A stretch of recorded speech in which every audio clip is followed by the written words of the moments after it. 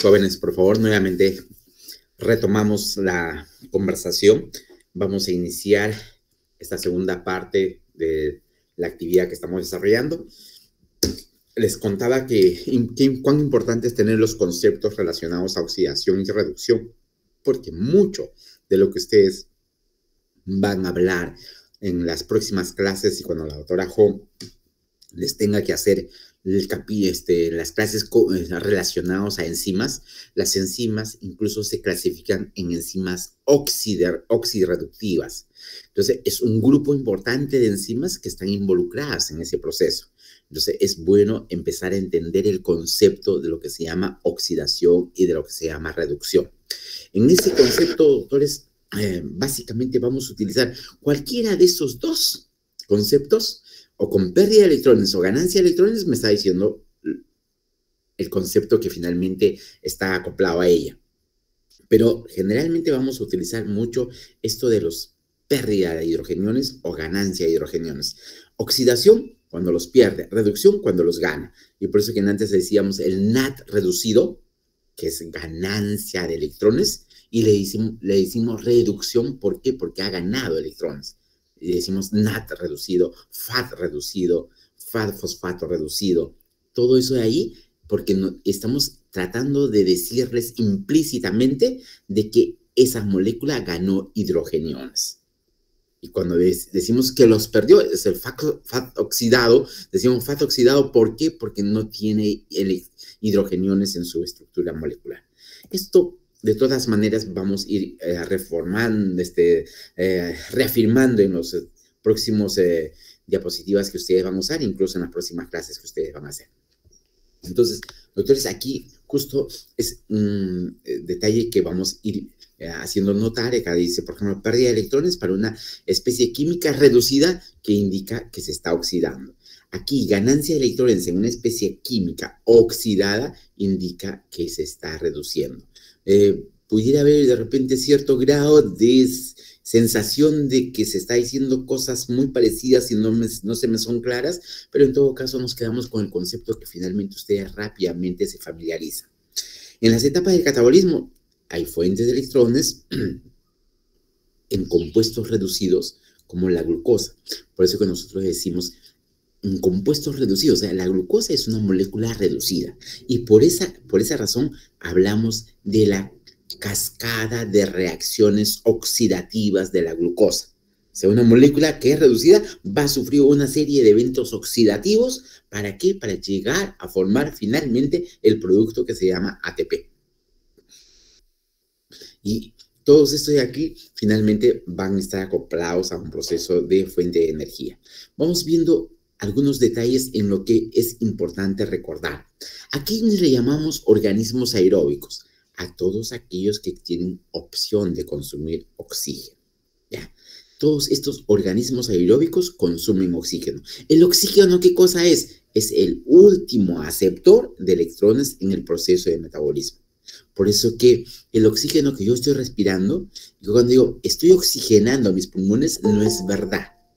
Lo que estamos haciendo no es oxigenando los pulmones. Lo que estamos haciendo es permitiendo que el oxígeno ingrese a los pulmones para que ocurra el llamado intercambio de gases. Sale el CO2 y entra el oxígeno. Ahí es donde ocurre el proceso de intercambio de gases. Pero el oxígeno no se consume allí.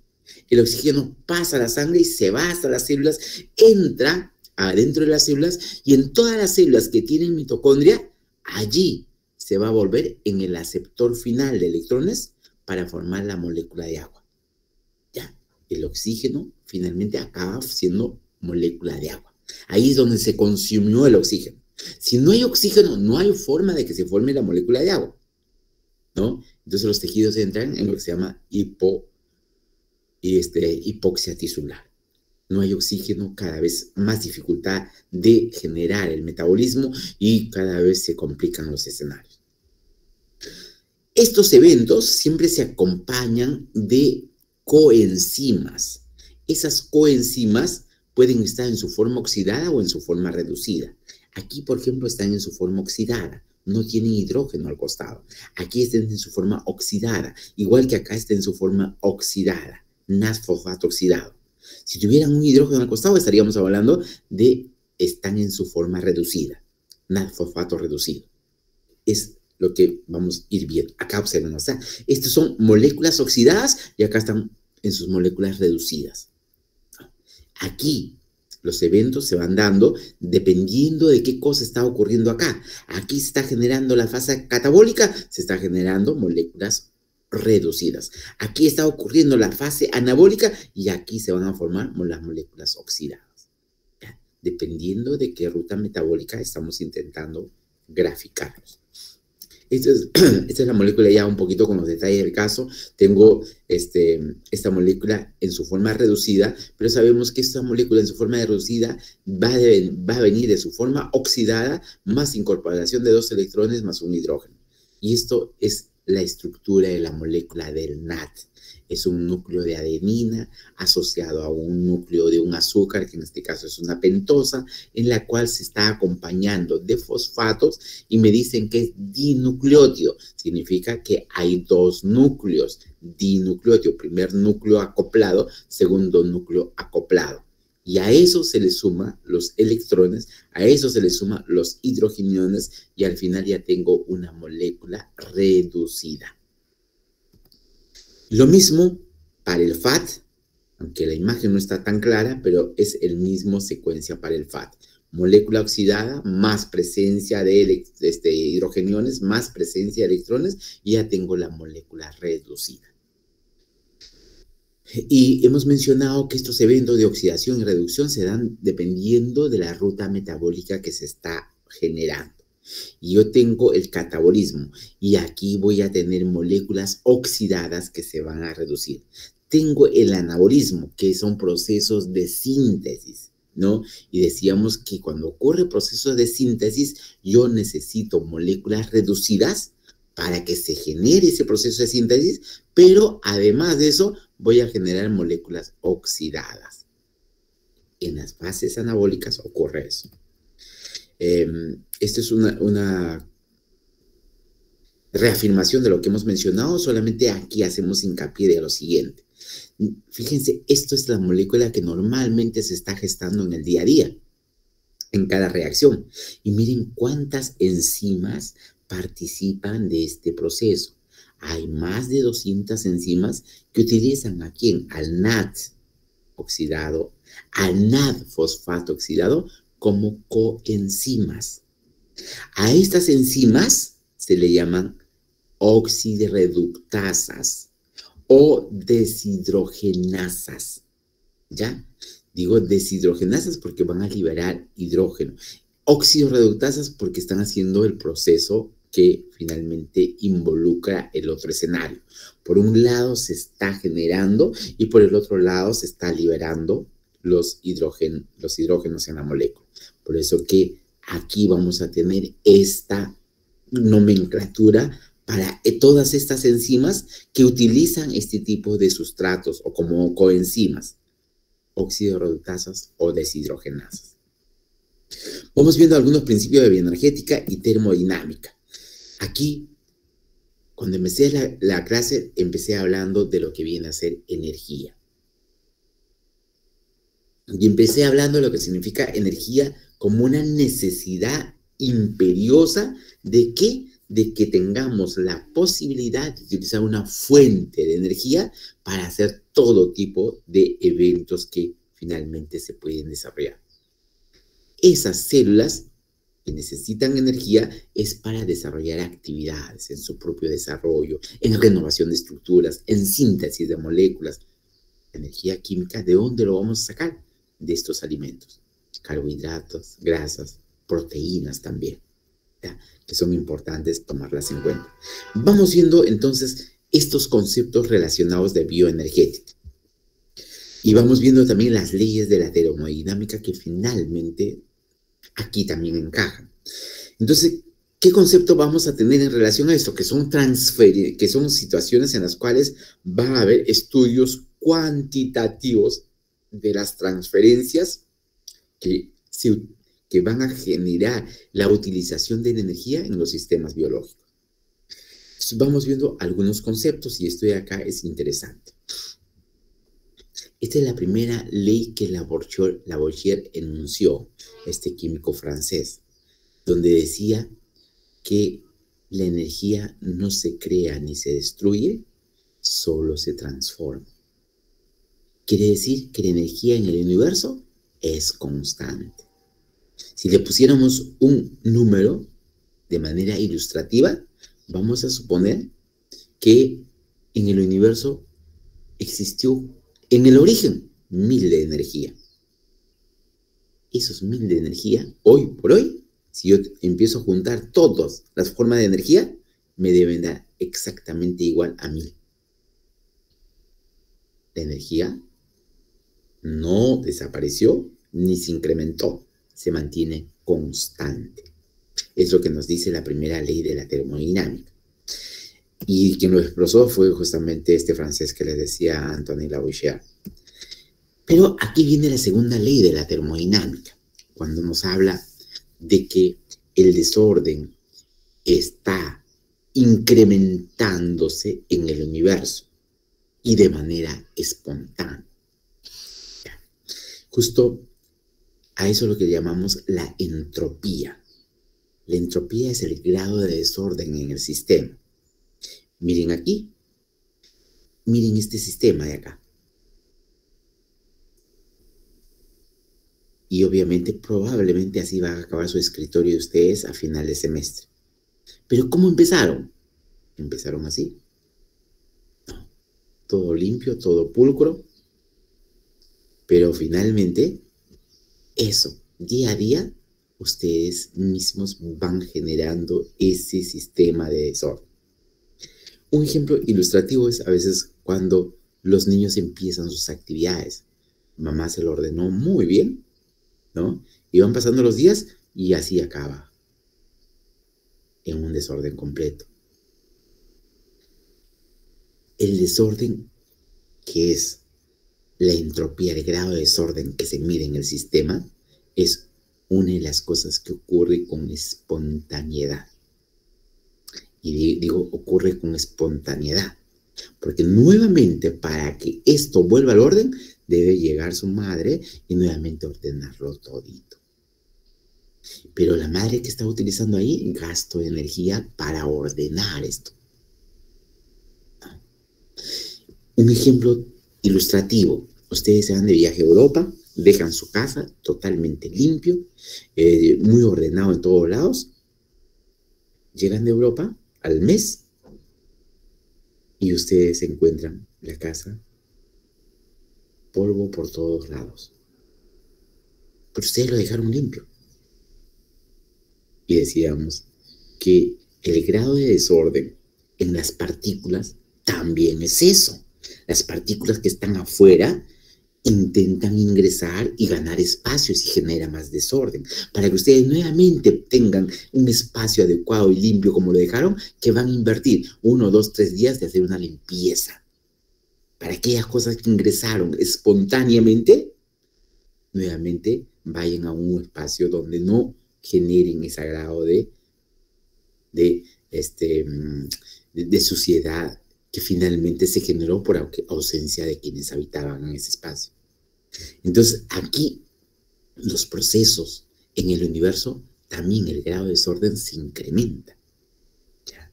Se incrementa de tal forma que se dice que el universo está en pleno crecimiento, pero de manera desordenada. Vamos viendo algunos conceptos en relación a esto. ¿Qué cosa es energía? Toda aquella cosa que es capaz de producir un trabajo. Los sistemas, vamos a ir viendo de que nosotros cuando necesitamos estudiar un sistema, estamos partiendo de un fragmento del universo. Si yo tengo todo esto como el universo, mi sistema es este de acá. Ese es mi sitio de estudio. Y al sistema le rodea el entorno, que es parte del universo. Tengo mi sistema y el entorno, que es parte del universo, finalmente lo rodea. Entonces vamos a tener sistemas que están totalmente aislados, donde no hay intercambio de materia ni tampoco energía. Hay sistemas cerrados donde no se intercambia materia, pero sí se intercambia energía. Y hay otros sistemas, como el nuestro, abiertos, que se intercambian materia y energía. Las células vivas son sistemas abiertos. Entonces, vamos a empezar a buscar y entender estos sistemas abiertos en los que nosotros estamos involucrados. Veamos algunos conceptos que también son importantes en relación a este tema para que ustedes tengan conocimiento del mismo. Los principios que finalmente asocian a una ecuación. En esta ecuación yo voy a tener, este G significa energía libre. Para ese triángulo es lo que se conoce variación. Variación de la energía libre. Es igual a la variación de H. La variación H representa la entalpía. Menos la temperatura. Es una temperatura que debe estar en grados absolutos, en grados Kelvin, por la variación de la entropía. Cuando en esta ecuación esta resta es negativo, yo voy a tener una delta de energía libre negativo. ¿Y qué significa tener delta de energía libre negativo? Es que el proceso va a ocurrir espontáneamente. ¿Ya? Si yo tengo en esta diferencia, esta es mayor que este producto, voy a tener positivo. Y cuando yo tengo un delta de energía libre positivo, significa que el proceso no ocurre espontáneamente. Lo vamos a ver en algunos detalles más. Esto es lo que finalmente hemos estado intentando mencionar. A esto se le llama energía libre, esta es la entalpía y esta es la entropía. Acá hay una diferencia. Hemos dicho que la temperatura debe estar en grados Kelvin, grados absolutos, y en esta ecuación yo voy a tener siempre solamente la posibilidad de que esta ecuación sea igual a 0 cuando esto es igual a esto. Dos números iguales, al final su diferencia es 0. Entonces el delta de Y puede ser positivo si esto es mayor que esto. Positivo. Y si es igual que esto, el resultado es 0. Y cuando esta de acá es menor que esto, el resultado es negativo. Entonces el delta de Y tiene tres posibilidades. O es positivo, o es 0, o es negativo. Y vamos viendo aquí. Este es un ejemplo de dos sustancias que están reaccionando. Tengo la sustancia A, tengo la sustancia C. Aquí se está generando un grado de energía libre para desarrollar el evento. Y cuando tenemos una reacción exorgónica, pues yo voy a tener un producto D y una reacción, endorgónica, y en una reacción exorgónica, al final voy a tener la sustancia B. Y yo acá observo que me dice A más C, que es esta de acá, A más C, me va a generar los productos B más D. Pero como consecuencia de eso, se genera calor. Ahora el calor viene a ser una cosa que es importante. Ustedes, y les pongo el ejemplo, ya que ustedes están muy apegados a sus celulares, y cuando ustedes tienen la posibilidad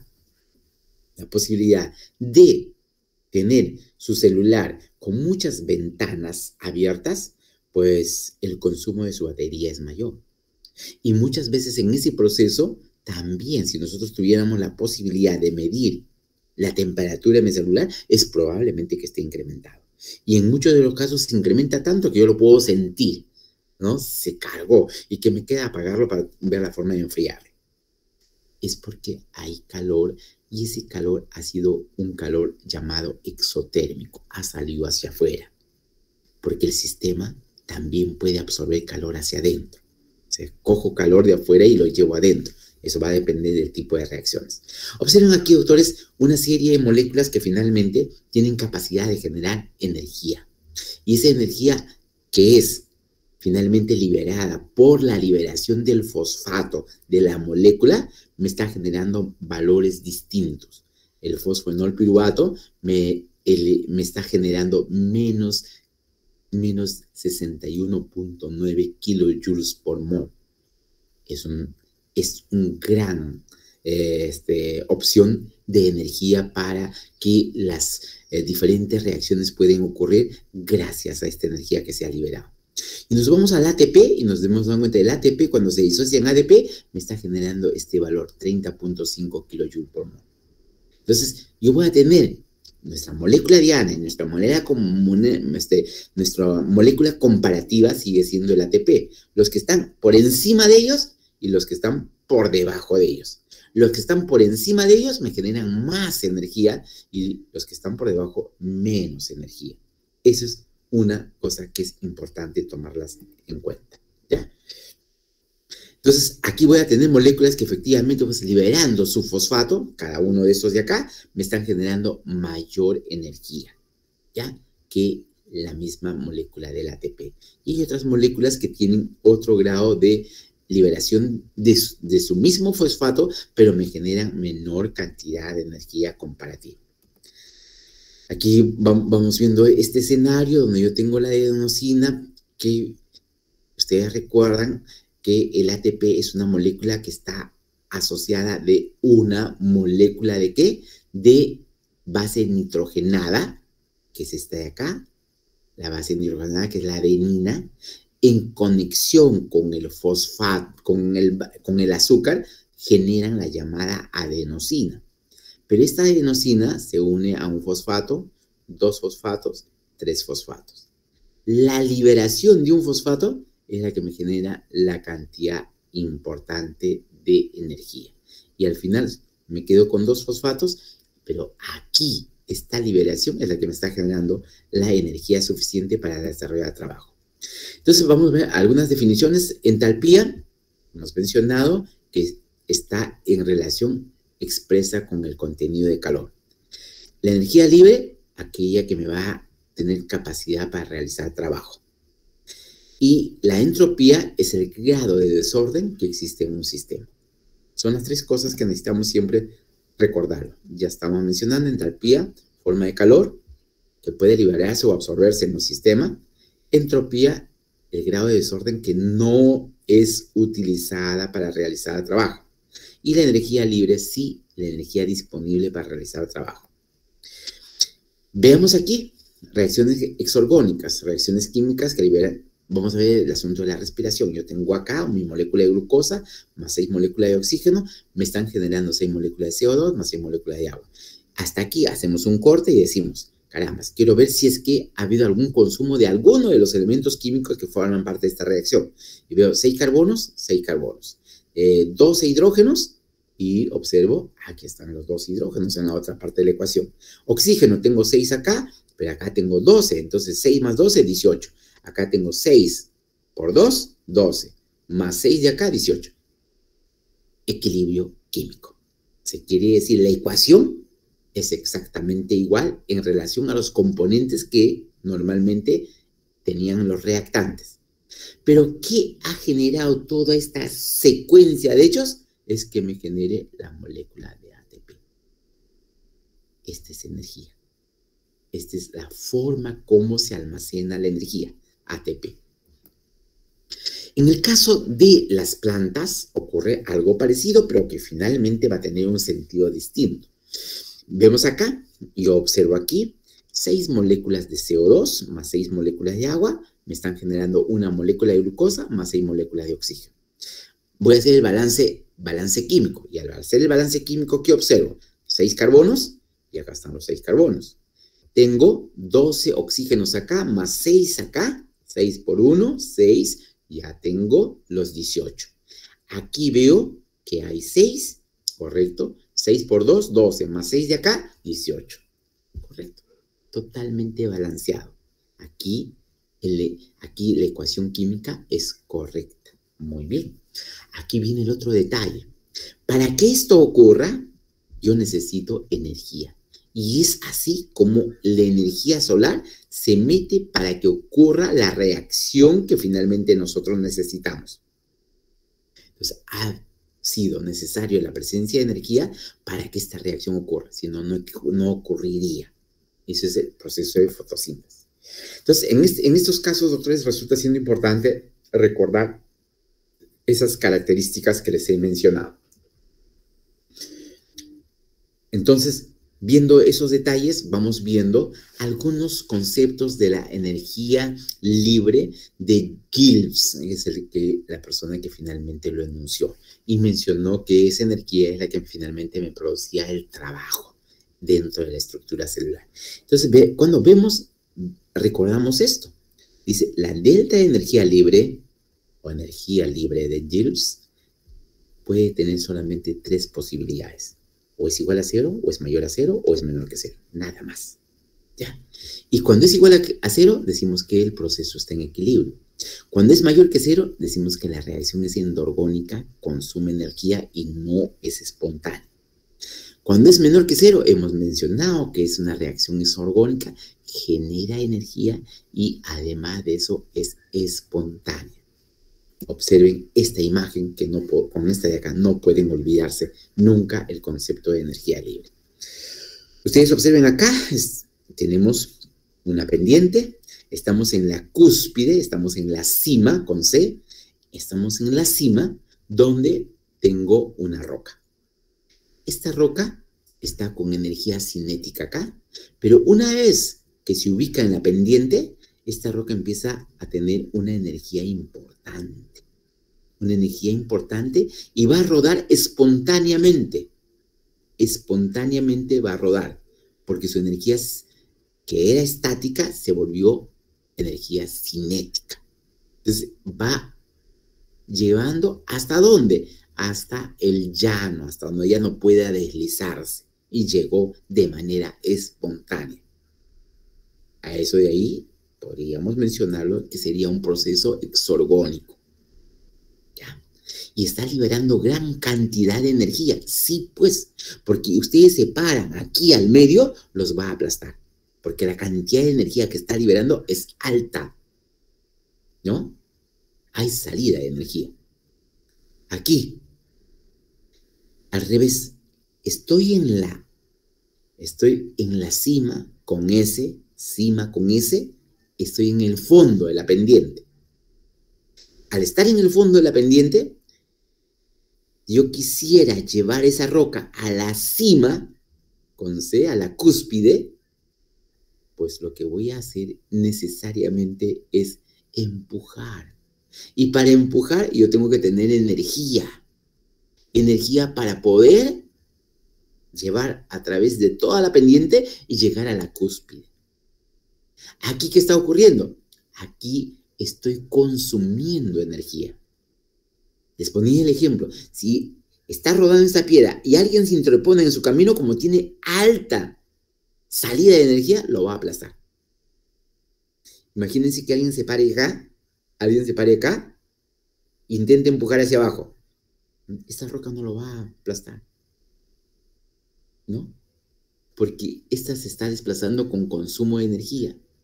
Y si acá hay un obstáculo, la energía tendría que ser mucho mayor para sortear ese obstáculo y llegar a la cúspide. Acá hay consumo de energía. Esto es una reacción endorgónica. Con este ejemplo, espero que no se nos olvide. Entonces, hemos mencionado que son 3 procesos, exorgónico, endorgónico o en equilibrio. Y decíamos que cuando es menor a 0 es espontáneo, cuando es igual a 0 está en equilibrio, cuando es mayor no es espontáneo. Seguimos hablando de energía libre. Estos gráficos también nos dicen algo parecido.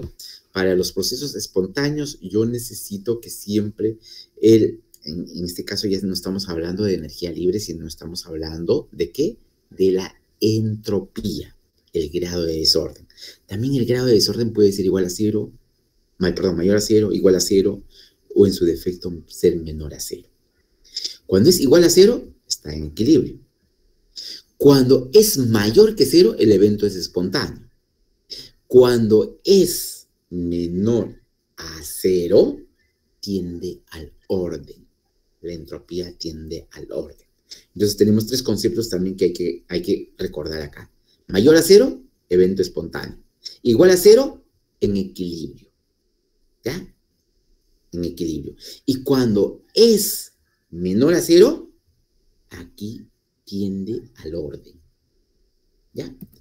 Esto es más o menos algo que queremos manifestar. Los reactantes, los productos, cuando el delta de entropía es igual a 0, se mantiene en equilibrio. Cuando el delta de la entropía es negativo, aquí tiende al orden, ¿ya? Disminuye la entropía. ¿Ya? Es importante. Y cuando el delta de entropía es positivo, aquí la tendencia es al desorden. Aumenta la entropía.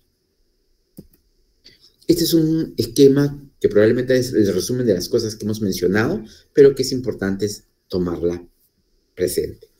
Por un lado, ustedes van viendo que cuando yo tengo un delta de energía libre menor a 0, sabemos que es espontáneo. Pero ¿qué está ocurriendo cuando en relación a la entropía? Cuando la entropía es mayor que 0, aquí ocurre aumento, incremento del desorden. Cuando la entalpía es menor a 0, aquí decimos que el proceso es exotérmico. Ejemplo, ustedes van a utilizar dos sustancias químicas en un vaso de precipitancia, ¿no? Tienen allí, correcto, agregan uno y agregan el otro. Y después de que ocurra la reacción, ustedes cogen el vasito y empiezan a sentir un calor local. Decimos que esa reacción química es exotérmica porque está liberando calor hacia afuera. En los procesos endotérmicos, el sistema va a capturar el calor externo para que ocurra el evento. Y nosotros táctilmente no lo vamos a sentir. ¿Por qué? Porque el consumo de calor que ocurre en esa reacción no me va a enfriar el recipiente tan fácilmente que cuando lo está produciendo. Entonces, este es un esquema que nos ayuda a entender las diferentes opciones y las relaciones que se van generando.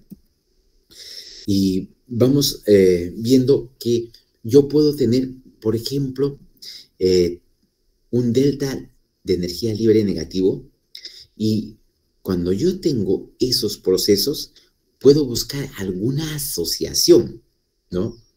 Y empiezo a ver, si yo tengo este delta de energía libre, quiere decir que mi reacción será endorgónica o exorgónica. Si es negativo, tendría que ser exorgónica, ¿no? ¿Y qué pasará con la entalpía si finalmente es negativa? Si la entalpía es negativa, voy a tener una reacción exotérmica, ¿ya? ¿Y qué va a pasar con lo que corresponde al delta de la entropía? Si es positivo, va a aumentar la entropía.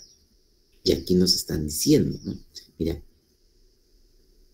entalpía negativo, reacción exotérmica. Entropía positivo, aumenta la entropía. Y eso se relaciona a un delta de energía libre negativo. ¿Ya? Es una forma de ir reconociendo qué pasa cuando ocurre este evento en relación a delta de energía libre. Vamos a hablar un poquito sobre esto que se llama equilibrio químico. El equilibrio químico de dos sustancias, una sustancia A más una sustancia B, reaccionan y van a generar el producto. Los productos son C más D, correcto. Esa velocidad de formación de productos es la llamada velocidad 1. La otra velocidad es cuando yo tengo ya los productos, estos productos se pueden volver a juntar, sí, se pueden volver a juntar y pueden nuevamente regenerar, ¿qué cosa? Los reactantes, A y B. Y esta velocidad se llama velocidad 2. Entonces digo, ¿en qué momento llegan al equilibrio? Cuando lo que se está degradando de los reactantes es exactamente igual a la recombinación de los productos para generar los reactantes. Entonces digo, la velocidad de 1, que es esta constante llamada K1, que multiplica la concentración de A por la concentración de B, eso es lo que me genera la velocidad 1. Y la velocidad 2 va a tener que ser con los productos. Se genera una nueva constante donde la concentración de C por la concentración de D es la que genera mi velocidad 2. ¿En qué momento digo que están en equilibrios? Cuando la velocidad 1 es igual a la velocidad 2. En ese momento están en equilibrio. Entonces digo, si yo reemplazo la velocidad 1 por su otro componente, simplemente hago reemplazo de sus equivalentes y al final voy a tener K1 por concentración A por concentración B es igual a K2 por concentración C por la concentración D. Ahí bien. Cuando estas variables lo llevo al otro miembro, voy a tener K1 sobre K2. Y esta concentración de A por B va a dividir a la concentración de C por D. A eso de ahí le llamamos constante de equilibrio. Constante de equilibrio es la multiplicación de las concentraciones de los productos sobre la multiplicación de la concentración de los reactantes. Finalmente, eso es mi constante de equilibrio. La constante de equilibrio, ¿para qué me sirve? Para saber la reacción si se va a la derecha o a la izquierda. Y ahí vemos aquí. Dices, si la constante de equilibrio es mayor que 1, regreso acá, doctores, para que ustedes lo grafiquen. Si yo digo, si esto de acá vamos a suponer es 10, y el de abajo es 10, 10 entre 10 es 1. ¿Ya? Si aquí es 11 y abajo es 10, ya sería 1.1, ya sería mayor que 1. Pero si acá es 9 y aquí es 10, sería 0.9. Quiere decir que sería menor de 1. Entonces, cuando hablamos de constante de equilibrio, yo tengo tres posibilidades. O es igual a 1, es mayor que 1 o es menor que 1. ¿Y qué ocurre cuando ocurre eso? Cuando la constante de equilibrio es mayor que 1, esa reacción se desplaza a la derecha. Cuando la constante de equilibrio es menor que 1, esa reacción se desplaza a la izquierda. Cuando es igual a 1, está en equilibrio. Para eso me sirve para graficar cuál va a ser la reacción o la dirección de la reacción. Esta es una fórmula que no lo voy a detallar, pero sí quiero presentarles a ustedes porque para hacer cálculos de este tipo de ecuaciones siempre se utiliza una serie de requerimientos adicionales, como la temperatura absoluta, la constante de los gases, el logaritmo de la concentración de equilibrio. Todo eso es factible usarlo para calcular el proceso de la reacción. Pero como no vamos a mayor detalles de ese tipo, vamos a obviarlo esta explicación, pero sí les presento de que existe la forma de hallarlos. Y vamos viendo algo que es mucho más práctico porque no les voy a pedir hallar este tipo de concentraciones porque no tiene el propósito, el curso de llegar a esos detalles. Entonces vamos viendo aquí, por ejemplo, un detalle que es interesante, que sí nos va a ayudar a entender estos procesos exorgónicos o endorgónicos. Decíamos, cuando el delta de Y es positivo, la reacción es endorgónica. Pero miren un detalle interesante. Aquí ya lo estoy asociando a la constante de equilibrio. La constante de equilibrio, cuando es menor a 1, me dice que la reacción va a la izquierda. O sea, de los productos, está yendo en esta direccionalidad a los reactantes. ¿Ya? Eso es la reacción cuando yo tengo esta asociación. Constante de equilibrio menor a 1 y un delta Y positivo. Delta Y me dice que es exorgónica. Correcto. Pero ahora lo que quiero saber es cuál es la direccionalidad de la reacción. La direccionalidad de la reacción es de productos a reactantes. Si yo tuviera el delta de Y es 0, y cuando me dicen delta de Y es 0, significa que está en equilibrio.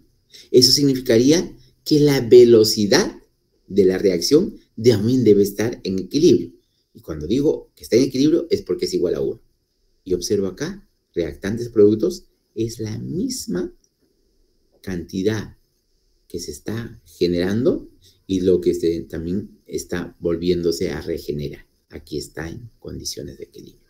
Y finalmente la última es cuando el delta de Y es negativo. Ahí es una reacción espontánea. Quiere decir que la constante de equilibrio debe ser mayor a 1. Quiere decir que los reactantes están largamente predominando en formar productos. Esa es una reacción exorgónica. Muy bien, eso también lo puedo hallar utilizando estas fórmulas, que no es el caso, pero era importante graficarles eso. Entonces, vamos a ver aquí algunos detalles, que esta es casi reafirmación de lo que acabamos de mencionar, pero vamos viendo algunos en relación a un ejemplo. Tengo Reacciones reversibles, sustancia A, sustancia B. Al final hay una enzima, A se convirtió en B, pero ahora B puede convertirse en A. Correcto. La primera cosa que estoy observando es la concentración que me dan de A, 0.030 molar. Se le agrega la enzima y esperamos que llegue al equilibrio. ¿Y aquí qué temperatura? 25 grados y un pH de 7. Una vez que ya llegó al equilibrio, observo cuánto de A me ha quedado. Me ha quedado 0.001 molar de A y me ha quedado la diferencia de B. Me está quedando 0.29. Si yo sumo estos 0.29 más este 0.01, es la misma cantidad que inicialmente tenía de A. En el equilibrio, finalmente, tengo B en esta concentración, tengo A en esta concentración. Aplicando las fórmulas, ¿llego a qué? A que el delta de energía libre ha sido menos 1,9995 calorías. Veo que es negativo y digo, ha habido una reacción exorgónica. Y si ha habido una reacción exorgónica, pues carambas, este proceso de conversión de A a B ha tenido esa connotación. Solamente verificando el valor final. Negativo, proceso exorgónico. Pero aquí hay un detalle que es interesante recordar porque me ayuda a entender los procesos sumatorios de las reacciones. Yo tengo una sustancia A que se transformó en B. B se transformó en C. C se transformó en D. Aquí ha habido un delta de energía 1, un delta de energía 2, un delta de... Pero si yo quiero saber el total del delta de energía que se ha generado de A a D, lo que voy a hacer es la suma de los delta de energía individuales. Y aquí nos vamos a un ejemplo. Y decimos, la glucosa es una molécula que finalmente nos va a permitir ver estos detalles. Glucosa más fósforo inorgánico me va a dar una nueva molécula fosforilada que se llama glucosa 6-fosfato, más agua. Esta es la primera reacción de la glicólisis. Glucosa en presencia de una enzima que es la hexoquinasa o puede ser la glucoquinasa, me va a generar este tipo de sustratos. Yo verifico acá y digo, ah, carambas, aquí ha habido un delta de energía 13,8 kJ por mol. Y esto es positivo. Se supone que cuando es positivo ya no se le pone el signo. Entonces, aquí yo asumo que este es positivo. Muy bien, acá veo más 13,8 kJ, correcto. Si yo solamente mirara esto, diría que es una reacción endorgónica, ¿verdad? Que no es espontánea y encima de eso consume energía. Pero la pregunta es, ¿de dónde salió este fósforo inorgánico? Este fósforo inorgánico salió ¿de qué? De la hidrólisis del agua, perdón, de la hidrólisis del ATP, ¿ya? Hidrólisis del ATP, que ha significado que se transforme en ADP y me libere ese fósforo inorgánico. Ese fósforo inorgánico que se ha liberado del ATP es la que finalmente se va a unir a la glucosa. Pero en esta reacción de acá, yo observo y digo, el delta de energía libre de esta reacción es menos 30,5 kJ por mol. Muy bien. Digo, ahí recuerdo la sumación de los delta de energía libres. Esta es mi primera reacción, esta es la segunda reacción. Yo debo saber la sumatoria de mis delta de energía libres para ver si la reacción es exorgónica o endorgónica, porque eso es lo que me define, el resultado final de la sumatoria de las energías libres. Entonces yo sumo todo esto de acá, sumo el ATP en presencia de glucosa, más fosfato, en el otro lado hay fosfato, se cancelan los fosfatos, acá hay agua, en el otro lado hay agua, se cancelan las aguas. Finalmente tengo el ATP más glucosa 6-fosfato. Pero mi delta de energía libre, en mi primera reacción era 13,8, y ahí está 13,8. Le estoy sumando el delta de energía libre de la segunda reacción, menos 30,5 kJ, más, paréntesis, menos 35 kJ. Y ustedes recuerdan, más por menos es menos. Bien, más por menos es menos. Signos contrarios se restan y se pone el signo del número mayor. Entonces yo veo más por menos, menos. Sería menos 30,5 Joule.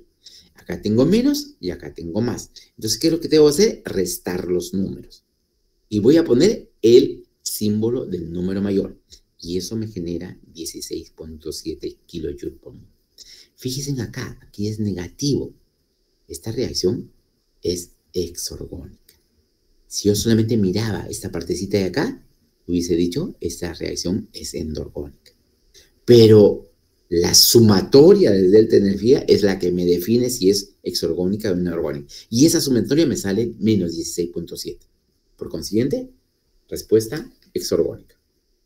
Aquí solamente, doctores, para hacer hincapié de la oxidación de la glucosa, aquí hubo un pequeño error que lo he tratado de tachar y finalmente salió de esta forma.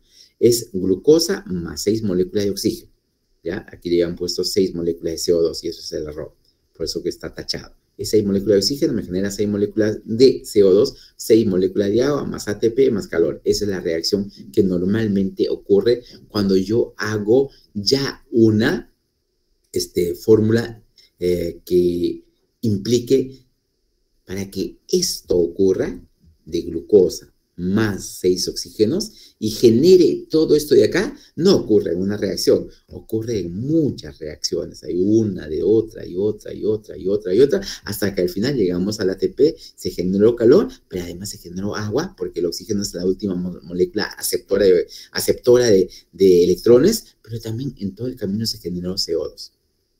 O sea, simplemente es un enunciado que me está diciendo que todo el proceso de la glucosa que ingresó a mi célula ha seguido una serie de reacciones químicas, donde ha sido necesario consumir oxígeno, pero como resultado se ha generado CO2, se ha generado agua, se ha generado ATP y se ha generado calor. Entonces, todo eso es parte de ese resumen. Entonces, doctores, para intentar ir resumiendo el escenario de la plática de hoy día, finalmente, siempre el ATP es la molécula diana para fuente de energía en nuestro cuerpo. Por tal razón necesitamos conocerlo. Y este ATP me genera todas estas funciones que finalmente mis células necesitan hacer, ¿no? Contractibilidad, respiración, reparación de tejidos, contracción muscular, acoplamiento y todo lo demás, e incluso mucho más de lo que no está escrito acá. Entonces, mi molécula de ATP, yo debo reconocerlo con suma facilidad, es una molécula de adenina que se une a una base de un azúcar, en este caso es una pentosa, que es la ribosa, y finalmente se unen ambos y se juntan a los fosfatos respectivos. Eso es mi ATP. De manera mucho más clarita, acá vemos la adenina, que es la base nitrogenada que les decía, este es el azúcar, que es la ribosa, y finalmente sus 3 moléculas de fosfato. Con eso de ahí se genera el ATP. La ruptura de este enlace es la que genera alta energía. Y más o menos esto es el otro esquema, idéntico, adenina, ribosa y sus 3 fosfatos. Y de esa manera intentamos recordar que la energía que existe en este enlace de fosfato es la que me va a generar el gran contenido energético que hemos mencionado.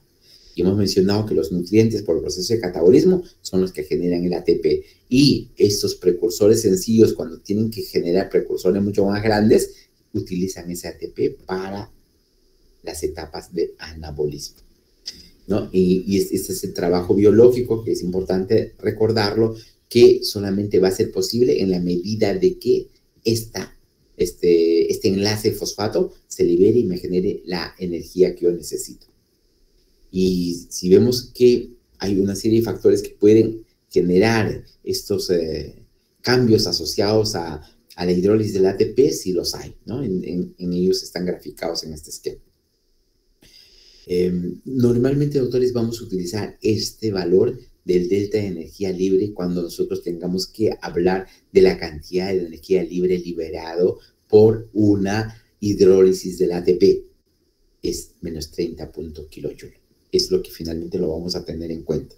Y no nos olvidemos, doctores, que estos son también equivalentes energéticos al ATP. El GTP, el UTP y el CTP.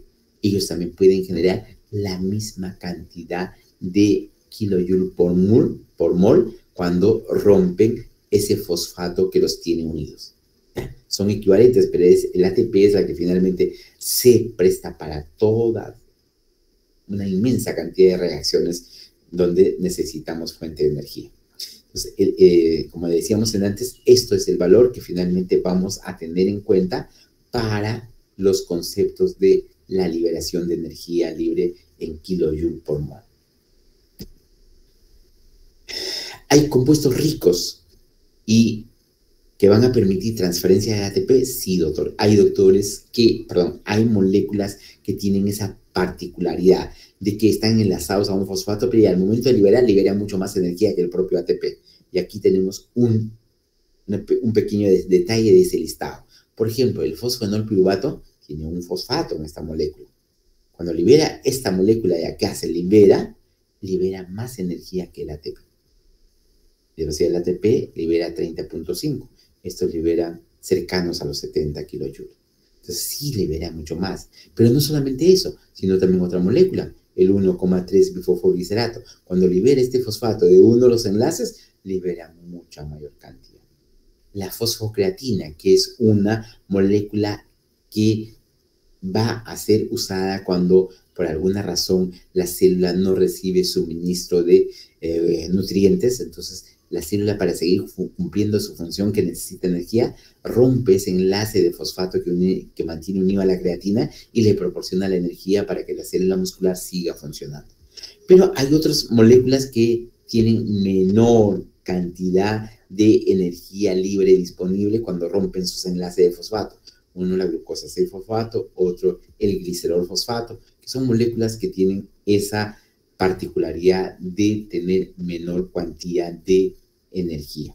Entonces, aquí ustedes están viendo ya sus valores reales de la liberación de energía asociados a fosfenolpiruvato, asociado al 1,3 bifosfoglicerato, a la fosfocreatina. Cada uno de ellos va teniendo valores distintos. Y aquí ustedes ven, la molécula comparativa sigue siendo el ATP, que está liberando 30.5 kilojoules por mol, y hay otros grupos de moléculas que van a liberar mucho más, y hay otros que están debajo de la cantidad de energía liberada por el ATP. Y ustedes acá tienen una tabla que nos ayuda a reconocer, y decimos acá está el ATP con 30.5, y veo moléculas que liberan mucho más, 40, 45, 49, 61, y con sus decimales asociados son los valores que finalmente están liberando cada una de estas moléculas. Y en la parte inferior hay un grupo de moléculas también que libera, pero son fuente de energía de menor cuantía, menor que el ATP. Y como antes mencionábamos, esta es la molécula del fosfenolpiruvato, que es la molécula que finalmente libera la mayor cantidad de energía cuando se desprende de su molécula un fosfato. ¿Ya? Está liberando 61.9 kilojoules por mol. Es bastante. Esta es otra molécula que les decía que está en el músculo, que es importante para mantener la contracción cuando ocurre el proceso de hidrólisis. Se libera el fósforo inorgánico y se libera una gran cantidad, mucho mayor a la que normalmente libera el ATP. Acá está liberando menos 43 kilojoules por mol.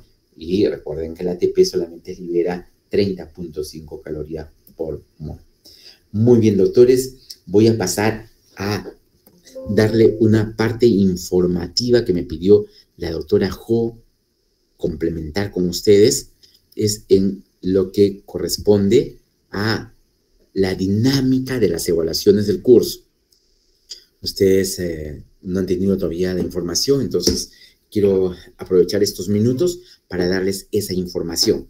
En seminario yo me encargo y junto conmigo nuestro otro profesor de seminario, en sus respectivos seminarios, le va a dar la información cómo es la dinámica en relación a las calificaciones de seminario. En relación a las calificaciones de teoría, nosotros vamos a generarle a ustedes 5 exámenes parciales. Esos 5 exámenes parciales son cancelatorios. El primer examen es de este tema que estamos hablando, más todo lo que corresponde a enzimas. Ese es el primer examen que ustedes van a dar del curso. El segundo examen del curso que ustedes van a dar corresponde al capítulo de carbohidratos. El tercero de lípidos, el cuarto de proteínas y el quinto. Cerramos con eso el semestre con lo que corresponde a ácidos nucleicos. Entonces, doctores, ustedes van a tener 5 evaluaciones de teoría y cada uno es cancelatorio. Por consiguiente, yo les pido que ustedes hagan todo el esfuerzo de empezar bien, que su primer examen sea aprobatorio, el segundo sea lo mismo, para que ustedes no lleguen a una situación de estrés al momento que van a ser evaluados y ya tienen desaprobados 2 exámenes y solamente les queda la esperanza de aprobar la siguiente, porque desaprobar 3 exámenes en la asignatura pues les puede significar salir jalado del curso, porque son también exigencias que finalmente uno debe cumplir al momento de tener la posibilidad de ingresar a una actividad determinada. Entonces, la parte informativa en relación a esto era en relación a los exámenes que ustedes van a tener en sus diferentes capítulos. El valor de los exámenes teóricos representa el 60% de su nota de calificaciones. O sea, para ustedes que cuando tengan que hacer un ponderado van a tener en cuenta que su nota, que puede ser 15, lo van a multiplicar por 0,6 y esa es su nota de teoría. Y multiplicarán por 0,4 la suma de seminario y práctica o de laboratorio para que ustedes tengan el 100% de su nota. Eso en relación a la dinámica. Y el otro detalle es, yo veo que ustedes ya tienen delegado general. Por favor, me confirman, ¿tienen un delegado general ya ustedes en su grupo? Ya, gracias, Alison. Entonces, sí, ya tienen delegado, ya tenemos también delegado en el otro grupo. Eso ayuda muchísimo a coordinar las posibilidades de conexión, contacto y todo lo demás para que ustedes tengan la posibilidad de estar informados a la brevedad posible. Nosotros estamos aún todavía en espera de que la próxima semana ya podamos usarlo con toda normalidad, el Zoom, que es la plataforma que vamos a usar en la universidad. Algunos ya lo están usando y ya están ingresando, algunos han tenido la accesibilidad y nosotros aún todavía, un grupo de docentes, estamos esperando que nos habiliten esa plataforma para poder empezar a construir las clases Zoom con ustedes. El otro detalle que ustedes de repente necesitan saber, háganmelo saber en estos momentos. Yo con mucho gusto de ofrecerles alguna información adicional.